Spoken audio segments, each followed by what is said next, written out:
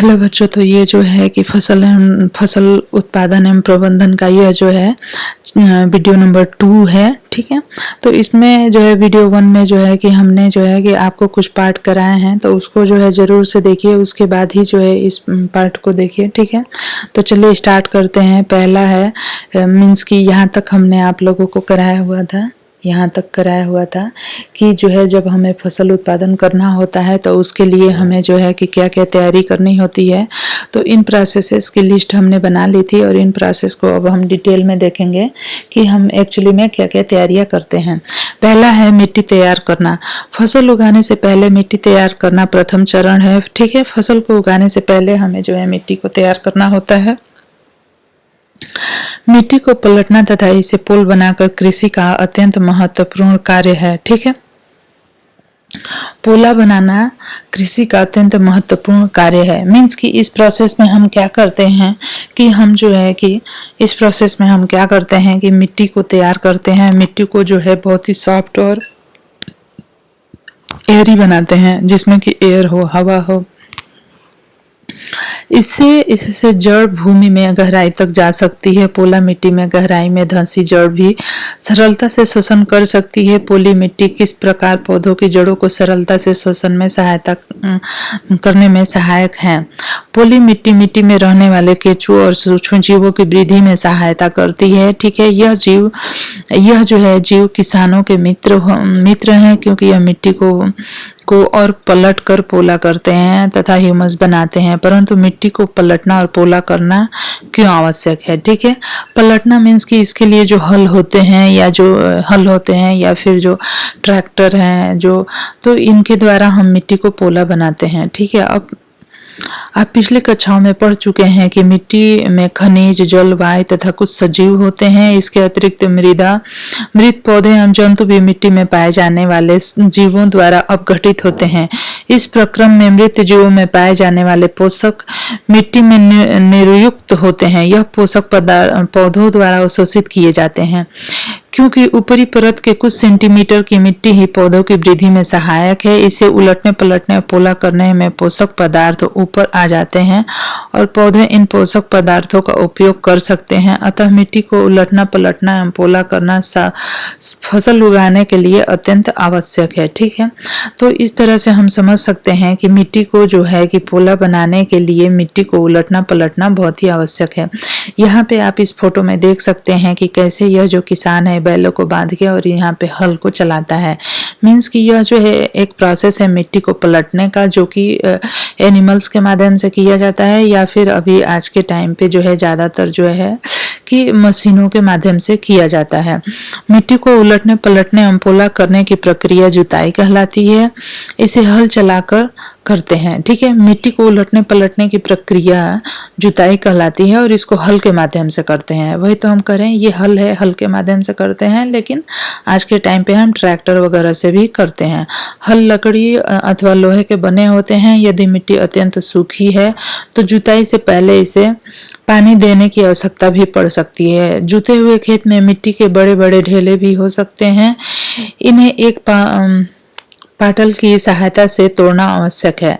बुआई एवं सिंचाई के लिए खेत को समतल करना आवश्यक है। यह कार्य पाटल द्वारा किया जाता है। कभी जुताई से पहले खाद दी जाती है। इससे जुताई के समय खाद मिट्टी में भली भांति मिल जाती है और बुआई से पहले खेत में पानी दिया जाता है। ठीक है, अब नेक्स्ट जो है टॉपिक वो है कृषि के औजार। कृषि के औजार कौन कौन से हैं जिसका कि हम फसल को बोने के लिए और मिट्टी को तैयार करने के लिए यूज करते हैं।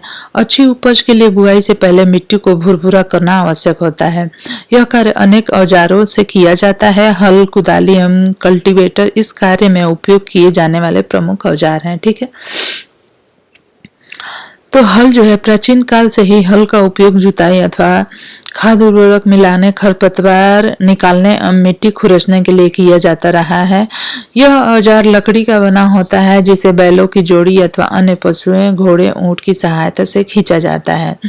इसमें लोहे की मजबूत तिकोनी पत्ती होती है, जिसे फाल कहते हैं। हल का मुख्य भाग लंबी लकड़ी का बना होता है, जिसे हल शेफ्ट कहते हैं।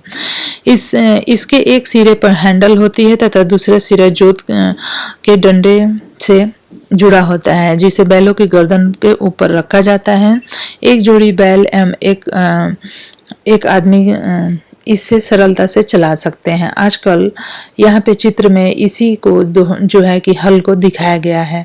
यहाँ पे यह जो फोटो है यहाँ पे ये दिखाया गया है कि यह जो है 2 बैल हैं और यह जूत है, और यह जो लकड़ी है ये जूत है, और यह जो लकड़ी है यह जो है कि बताते हैं,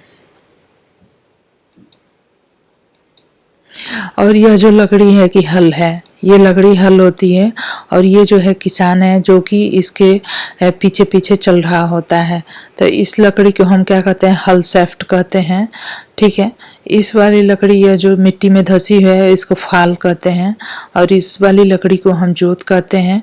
और फाल में ही यहाँ पे जो है लोहे की नुकीली वो लगी रहती है जिसके द्वारा कि हम मिट्टी को उलटते पलटते हैं। ठीक है, तो अब नेक्स्ट पेज पे हम चलते हैं। यहाँ पे हम करेंगे पकड़, हैंडल, जोत, मुट्ठी प्लेट और छड़। ये जो है कुदाली का फोटो दिया गया है।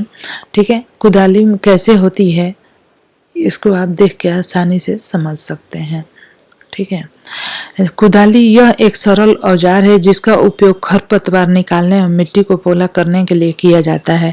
इसमें लकड़ी अथवा लोहे की छड़ होती है जिससे एक सिरे पर लोहे की चौड़ी और मुट्ठी प्लेट लगी होती है। ठीक है, तो यह जो है कुदाली का यहाँ पे फोटो बनाया हुआ है। ये लकड़ी होता है और इसमें जो है कुदाली इस तरह से कुछ धसाया गया रहता है। यह जो है जोत होता है, हैंडल होता है, पकड़ होती है। ठीक है, जो ब्लेड की तरह कार्य करती है। इसका दूसरा सिरा पशुओं द्वारा खींचा जाता है। ठीक है, नेक्स्ट है कल्टीवेटर। आजकल जुताई ट्रैक्टर द्वारा संचालित कल्टीवेटर से की जाती है। ठीक है, तो यह जो है क्या है, यह कल्टीवेटर है। यह जो है कल्टीवेटर है जो कि पीछे लगा हुआ है, और यह जो है कि ट्रैक्टर है। इसमें क्या होता है कि हमने पहले कहा कि जो जुताई है खेत की, पहले के टाइम पे जो है कि इस हल के माध्यम से होती थी, लेकिन कल्टीवेटर के माध्यम से आजकल होती है। और इस कल्टीवेटर को खींचता कौन है, ट्रैक्टर से खींचा जाता है। इस फोटो में आप बहुत ही आसानी से देख सकते हैं। अब हम नेक्स्ट, जब हम मिट्टी को तैयार कर लेते हैं फसल को बोने के लिए, तो नेक्स्ट काम क्या करते हैं, हम जो है बुआई करते हैं। बुआई फसल उत्पादन का सबसे महत्वपूर्ण चरण है। बोने से पहले अच्छी गुणवत्ता वाले बीजों का चयन किया जाता है। अच्छी गुणवत्ता वाले बीज अच्छी किस्म के फसल एवं स्वस्थ बीज होते हैं। किसान अधिक उपज देने वाले बीजों को प्राथमिकता देते हैं। ठीक है, तो उसके बाद नेक्स्ट जो चरण है वो क्या है कि अच्छे बीजों का चयन। एक दिन मैंने अपनी माँ को देखा कि माँ चने के कुछ बीज एक बर्तन में रखकर उसमें कुछ पानी डाल रही है।